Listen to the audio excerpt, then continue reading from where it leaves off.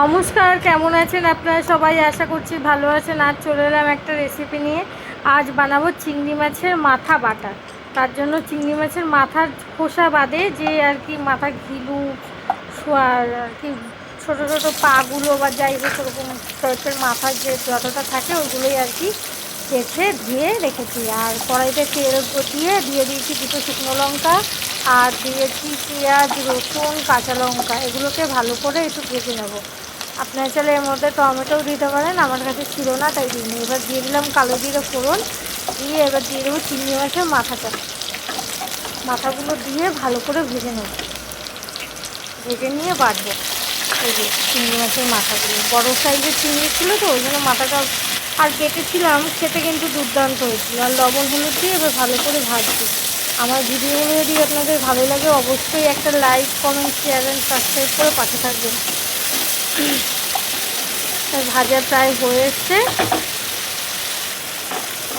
অনেকটাই চেঞ্জ হয়ে গেছে। মাথার যে অতিরিক্ত ভাজতে হয় না, অতিরিক্ত ভাজলে পরে না যে টেস্টটা সেটা চলে যায়। এই যে ভাজা হয়ে এসছে, এবার নামিয়ে বেটে নেবো এটাকে। আর এইভাবে বেটে গরম ভাতে খেতে কিন্তু দুর্দান্ত লাগে। আপনারা অবশ্যই ট্রাই করবেন। আর ছেলে বেটে নেব। আবার দেখা হবে একটা নতুন ভিডিওর সাথে। ততক্ষণে আপনারা ভালো থাকবেন, সুস্থ থাকবেন। এই যে বাটা কমপ্লিট।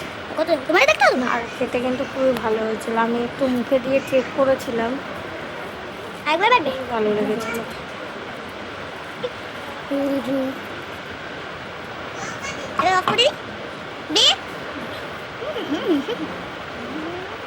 করে দিচ্ছি।